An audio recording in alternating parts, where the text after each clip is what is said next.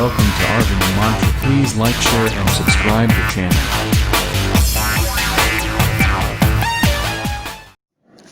Hello class, here is the explanation of chapter Human Health and Disease. इसके notes आप लोगों ने कर लिए हैं, that is a very good thing. और अब इसके बाद में ये चैप्टर हम एक्सप्लेन कर दे रहे हैं and after that I will explain the next chapter also. Okay, और चैप्टर थर्ड जो है उसके नोट्स हम आपको सेंड कर देंगे, वो भी आप लोग अपने फेयर में कर लीजिएगा. और उसके बाद हमारी एक यूनिट कंप्लीट हो जाएगी, तो 5 में से एक यूनिट हमारी कंप्लीट हो जाएगी which is a very good thing. और हमारे पास काफ़ी टाइम बचेगा रिवीजन के लिए. ठीक है, तो इसका एक्सप्लेनेशन हम आपके लिए स्टार्ट करते हैं.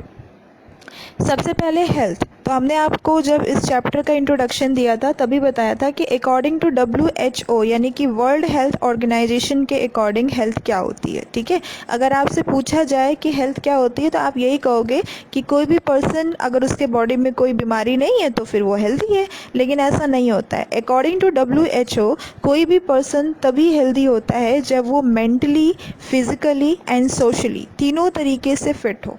ठीक है, मतलब तीनों तरीके से अगर उसे कोई प्रॉब्लम नहीं है तभी हम उस पर्सन को हेल्दी पर्सन कहेंगे. ठीक है, देखिए डेफिनेशन भी यहाँ पर लिखी हुई है. A health can be defined as a state of complete physical, mental and social wellbeing. यानी कि कोई भी पर्सन तभी हेल्दी कहा जाएगा जब वो मेंटली बिल्कुल फाइन हो, यानी कि वो मेंटली डिसेबल ना हो, दिमागी रूप से उसे कोई प्रॉब्लम ना हो, उसे कोई स्ट्रेस ना हो, कोई तनाव ना हो, वो डिप्रेशन में ना हो, खुश हो. ठीक है, और फिजिकली भी उसे कोई प्रॉब्लम ना हो, यानी कि उसके हाथ पैर नहीं, वो हैंडीकैप नहीं होना चाहिए, या फिर वो बीमार ना हो, कैंसर, टाइफाइड, मलेरिया, डेंगू, इस तरह की जो हमें कॉमन कोल्ड ये बीमारियां होती हैं, तो इस तरीके की भी कोई बीमारी ना हो, फिजिकली हम बिल्कुल फिट हो. उसके अलावा हम सोशली फिट होना चाहिए. सोशली फिट होने का मतलब है कि सोशल मतलब हमारा सराउंडिंग, हम जहाँ रहते हैं वहाँ आसपास के जो हमारे लोग होते हैं वो हमारी सोसाइटी बनाते हैं. ठीक है, तो यहाँ पर उनकी बात हो रही है कि सोशली यानी कि हम घर में रह रहे हैं तो हमारे घर में जो लोग हैं वो आपस में लड़ाई झगड़ा ना करें, है ना. शोर शराबा नहीं होना चाहिए हमारे आसपास में, हमारे मोहल्ले में किसी तरीके का लड़ाई झगड़ा नहीं होना चाहिए, शोर शराबा नहीं होना चाहिए, प्लीजेंट एटमॉस्फेयर होना चाहिए हम जहाँ पे रहते हैं. ठीक है, तो हम सोशल तरीके से भी हम कैसे रहेंगे, खुश रहेंगे. ठीक है, तो कोई भी पर्सन तभी हेल्दी रहेगा या किसी भी पर्सन को हम तभी हेल्दी कहेंगे अकॉर्डिंग टू WHO जब वो पर्सन मेंटली, फिजिकली और सोशली तीनों तरीके से फिट होगा. ठीक है, और तभी वो 100% किसी भी वर्क में अपना 100% दे पाएगा. ठीक है, अटेंटिव रह पाएगा 100%. हेल्थ जो है वो कुछ मेजर्स होते हैं जिनसे इफ़ेक्टेड होती है, जैसे कि यहाँ पर पहला लिखा हुआ है जेनेटिक डिसऑर्डर. ठीक है, जेनेटिक डिसऑर्डर का मतलब क्या होता है कि अगर मान लीजिए कोई पर्सन है, उसके बॉडी में, उसके सेल्स में किसी तरीके का कोई म्यूटेशन हो जाता है. म्यूटेशन का मतलब क्या होता है कि अगर हमारे बॉडी सेल में या हमारे डीएनए के सीक्वेंसेस में किसी तरीके का कोई चेंज आ जाए. हमारे जो डीएनए होते हैं वो न्यूक्लियोटाइड सीक्वेंसेस से मिलकर के बने होते हैं. न्यूक्लियोटाइड एसिड्स होते हैं जो कि हमारे डीएनए को फॉर्म करते हैं. ठीक है, अगर मान लीजिए इन्हीं सीक्वेंसेस में किसी तरीके का कोई चेंज आ जाए तो हम उसी चेंज को हम क्या कहते हैं, म्यूटेशन कहते हैं. इस म्यूटेशन की वजह से पर्सन के बॉडी में किसी तरीके का कोई डिसऑर्डर डेवलप हो जाता है. डिसऑर्डर यानी कि कोई डिजीज़ डेवलप हो जाती है. ठीक है, तो उसी को हम बोलते हैं जेनेटिक डिसऑर्डर. लेकिन ये जो डिजीज़ होती है ये सिर्फ उस पर्सन में ही रहती है और उस पर्सन से उसके आने वाली जो नेक्स्ट जनरेशन होगी, उनकी जो संतानें होंगी, उनमें वो डिजीज़ जाएगी. ठीक है, और उसके बाद उसके नेक्स्ट जनरेशन में जाएगी. ये कभी भी एक से किसी दूसरे पर्सन में फैलती नहीं है, सिर्फ उसके जनरेशन में ही रहती है. ठीक है, तो इसको हम जेनेटिक डिसऑर्डर कहते हैं और ये इनहेरिटेड होती है और किसी भी पर्सन को हो सकती है और उस पर्सन से सिर्फ उसके ऑफ स्प्रिंग्स में यानी उसकी संतानों में ही जाती है. उसके बाद में नेक्स्ट आता है इन्फेक्शन. तो इन्फेक्शन वेरियस पर्सन्स को डिफरेंट चीज़ों से होता है, तो ये वेरी करता है पर्सन टू पर्सन. किसी भी पर्सन को किसी भी चीज़ से इन्फेक्शन हो सकता है. ठीक है, किसी को सन से भी इन्फेक्शन हो जाता है, किसी को किसी तरीके के किसी प्लांट से इन्फेक्शन हो सकता है, एनिमल से इन्फेक्शन हो सकता है. ठीक है, तो इन्फेक्शन होने के मेथड्स बहुत सारे हो सकते हैं, रीजंस बहुत सारे हो सकते हैं.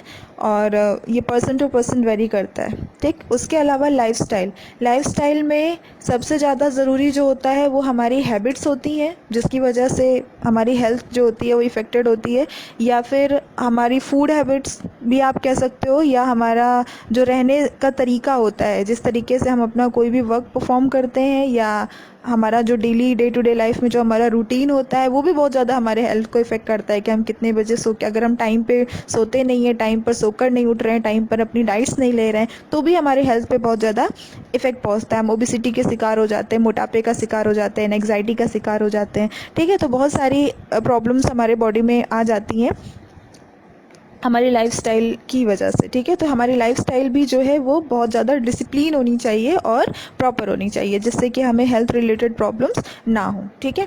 उसके बाद डिज़ीज़ की बात करते हैं। तो डिज़ीज़ क्या होती है? What is disease? डिज़ीज़ का मतलब होता है डिस-ईज़, नाम से ही पता चलता है, यानी डिसकम्फर्ट, ठीक है।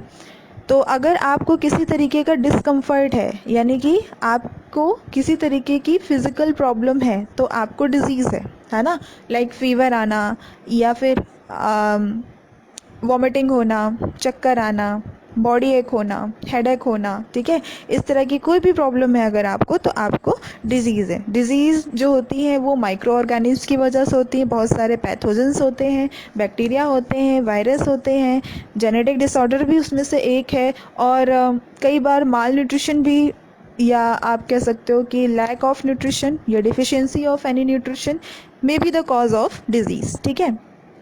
कई तरीके की डिजीज़ेज़ होती हैं और बहुत सारी चीज़ें होती हैं जो डिज़ीज़ के लिए रिस्पॉन्सिबल होती हैं। मेनली अगर हम डिज़ीज़ के टाइप्स की बात करें तो सिर्फ दो ही तरीके की डिज़ीज़ होती हैं। अगर टाइप की बात करें, एक इन्फेक्शियस होती है और एक नॉन इन्फेक्शियस होती है।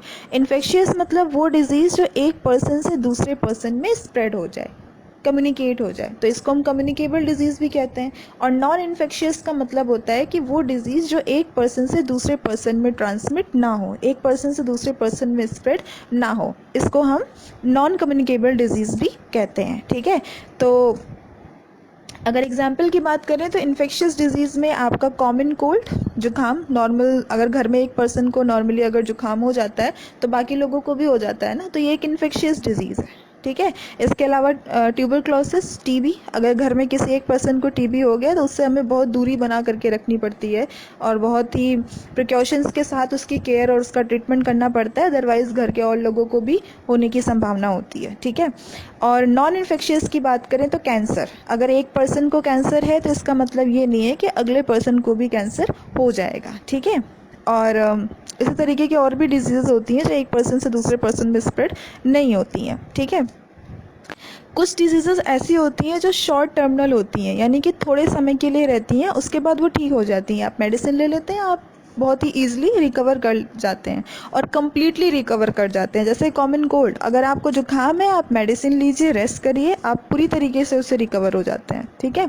और भी डिजीज़ेज़ हैं, टाइफाइड में भी आप पूरी तरीके से रिकवर हो जाते हैं। लेकिन अगर आपको कैंसर है, एड्स है, या इस तरीके की कोई ख़तरनाक बीमारी है तो ये बहुत लंबे समय तक रहती हैं और कोई भी पर्सन इनसे कभी भी 100% क्योर नहीं पाता है, ठीक है। उसका रीज़न ये, अगर मान लीजिए क्योर मिल भी जाता है तब भी उसका जो इफ़ेक्ट होता है वो बॉडी पे हमेशा रहता है, थ्रू आउट द लाइफ उसमें वीकनेस रहेगी और वो कभी भी पहले जैसा नहीं रहेगा, जैसे नॉर्मल लोग रहते हैं या जो पहले डिजीज़ होने से पहले वो पर्सन जैसा रहता होगा उस तरीके से वो कभी नहीं रह सकता, ठीक है। तो ये जो लॉन्ग लास्टिंग डिजीज़ होती हैं इनको हम क्रोनिक डिजीज़ कहते हैं, और जो शॉर्ट टर्मिनल डिजीज़ होती हैं जो कम समय तक रहती हैं डिजीज़ेस, उनको हम एक्यूट डिजीज़ेस कहते हैं, ठीक है। अब हम कुछ कॉमन डिजीज़ेस की बात कर लेते हैं। तो सबसे कॉमन डिजीज़ जो हम लोग जनरली सुनते रहते हैं तो वो है टाइफाइड, ठीक है। टाइफाइड जो होता है वो एक पैथोजन की वजह से होता है जिसका नाम है सैल्मोनेला टाइफी, ठीक है। सैल्मोनेला टाइफी की वजह से हमको टाइफाइड डिजीज़ होती है, ओके। तो अगर किसी पर्सन को टाइफाइड है तो दूसरे पर्सन को उससे टाइफाइड नहीं होता है। टाइफाइड जो होता है वो सिर्फ कंटामिनेटेड फूड वगैरह खाने से होता है, ठीक। अब कंटामिनेटेड फूड क्या होता है? कंटामिनेटेड फूड का मतलब होता है अगर हम खाना हमने खुला छोड़ दिया, उसके ऊपर मधुमक्खियाँ, सॉरी, उसमें मक्खियाँ, हाउस फ्लाई जो होती हैं, अगर वो बैठ रही हैं तो वो क्या करेंगी, मक्खियाँ गंदगी पे बैठती हैं, गार्बेज पे बैठती हैं, ठीक है। अब वही आकर के अगर आपके फूड पे बैठेंगी तो जाहिर सी बात है आपके फूड को क्या कर देंगी, ख़राब कर देंगी, कंटामिनेटेड कर देंगी, यानी उसके ऊपर बैक्टीरिया वगैरह आ जाएंगे। तो अगर आपका फूड किसी तरीके से किसी बैक्टीरिया के कांटेक्ट में आ जाता है तो उसी को हम कंटामिनेटेड फूड कहते हैं, ठीक है। लेकिन उसको हम स्पॉइल्ड फूड नहीं कहते हैं।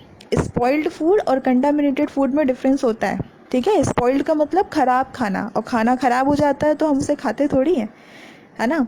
कंटामिनेटेड फूड लेकिन हम जान नहीं पाते हैं कि वो ख़राब है और हम उसे खा लेते हैं, ठीक। जनरली हम लोग जो बाहर की चीज़ें खाते हैं, बताशे हो गए, टिक्की वगैरह हो गए, चाउमीन वगैरह, जो ओपन में लोग बनाते हैं, अनहाइजीनिक कंडीशन में बनाते हैं, वहाँ पे मक्खियाँ वगैरह मंडराती रहती हैं, तो उनसे जो है हमारा वो जो फूड होता है वो कंटामिनेटेड हो जाता है, ठीक है, इन्फेक्टेड हो जाता है, और उसको फिर हम लोग खाते हैं तो हमें उससे टाइफाइड हो जाता है, ठीक है, और भी डिजीज़ेस हो जाती हैं, इन्फेक्शंस वगैरह भी हो जाते हैं कई बार, ठीक।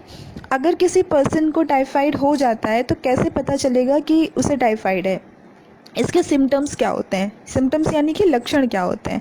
तो जिस पर्सन को टाइफाइड होता है उसको बहुत ही हाई फीवर होता है, ठीक। उसके बॉडी में वीकनेस होती है बहुत ज़्यादा, और स्टमक पेन होता है, कॉन्स्टिपेशन होता है, हेडेक होता है, and loss of appetite and intestinal perforation and death में अकर इन सीवियर केसेस, ठीक है। तो ये सारी चीज़ें हमें देखने को मिलती हैं। जनरली हम लोग high fever, weakness, stomach pain और कॉन्स्टिपेशन वगैरह से ही पता लगा लेते हैं कि पर्सन को टाइफाइड है या नहीं, ठीक है। और इसका एक टेस्ट होता है, टेस्ट का नाम है वाइडल टेस्ट। अगर किसी पर्सन को जो है टाइफाइड फीवर होता है तो टाइफाइड फीवर का जो कंफर्म टेस्ट होता है उसको हम वाइडल टेस्ट कहते हैं, ठीक। तो ये भी आपको याद रखना होगा कि टाइफाइड फीवर के टेस्ट को हम क्या कहते हैं, दैट इज़ वाइडल टेस्ट। ये आपको याद रखना पड़ेगा, 1 नंबर में भी पूछा जा सकता है, ठीक। और डेथ कमी होती है फिर टाइफाइड के केसेस में अगर आप सही टाइम पर डायग्नोस नहीं कर पाएँ तो, ठीक है। अगर आप सही टाइम पर डायग्नोस कर लेते हैं, सिम्टम्स को पहचान लेते हैं कि हाँ आपको टाइफाइड है, तो डेफिनेटली आपका क्योर हो जाएगा। लेकिन अगर नहीं पहचान पाते हैं तो सीवियर केसेस में आपकी डेथ भी हो सकती है, ठीक। उसके बाद मोड ऑफ ट्रांसमिशन है। मोड ऑफ ट्रांसमिशन हम पहले ही डिस्कस हमने कर लिया कि किस तरीके से ट्रांसमिट होता है। तो कभी भी अगर किसी पर्सन को टाइफाइड है तो उससे किसी दूसरे को हो जाए, ऐसा नहीं होता है ना। अगर आपसे पूछा है कि मोड ऑफ ट्रांसमिशन क्या है टाइफाइड का, तो वेक्टर है, ठीक है। वेक्टर्स के थ्रू, ये जो हाउस फ्लाई हैं या मॉस्किटो वगैरह जो होते हैं, या जो आपके कॉकरोच हैं, ठीक है, वॉर्म्स वगैरह जो होते हैं, घर में कीड़े मकोड़े, इंसेक्ट्स वगैरह जो घूमते रहते हैं, ये सब वेक्टर्स होते हैं जो कि हमारे फूड को कंटामिनेट करते हैं, ठीक है। और इनसे जब फूड कंटामिनेट हो जाता है और वही खाना हम खा लेते हैं तो वो जो इन्फेक्शंस होते हैं या जो बैक्टीरियाज होते हैं वो सारे के सारे हमारे इंटेस्टाइन में चले जाते हैं, और इंटेस्टाइन में जाने के बाद वो हमारी ब्लड वेसल्स में पहुंच जाते हैं, और वही कॉज होते हैं टाइफाइड का। यहाँ पर देखिए लिखा है, these pathogens generally enter the small intestine through contaminated food and water and migrate to other organs through blood, है ना। यानी कि हम ये जो पैथोजेंस होते हैं, सैल्मोनेला टाइफी, ये जो पैथोजेंस होते हैं जिनकी वजह से टाइफाइड होता है, ये कंटामिनेटेड फूड और वाटर के थ्रू हमारे बॉडी में एंटर करते हैं, हमारे इंटेस्टाइन में जाते हैं, और उसके बाद में ब्लड वेसल में मिक्स होकर के ये बॉडी के अलग अलग ऑर्गन्स में जाते हैं और उन्हें डैमेज करते हैं, ठीक है। उसके बाद में नेक्स्ट जो कॉमन डिजीज़ है वो है निमोनिया और कॉमन कोल्ड, ठीक है। तो इनको हम नेक्स्ट वीडियो में कंसल्ट करेंगे, क्योंकि हम नहीं चाहते कि वीडियो बहुत ज़्यादा लंबी बने और आप लोग ना उसे सुने या ना देखें, बोर हो जाएं। तो नेक्स्ट वीडियो में हम 2-3 पार्ट में इस पूरे चैप्टर को कवर कर लेंगे, ठीक है। फिलहाल के लिए इस पार्ट में इतना ही रहने देते हैं, ठीक है। Thank you.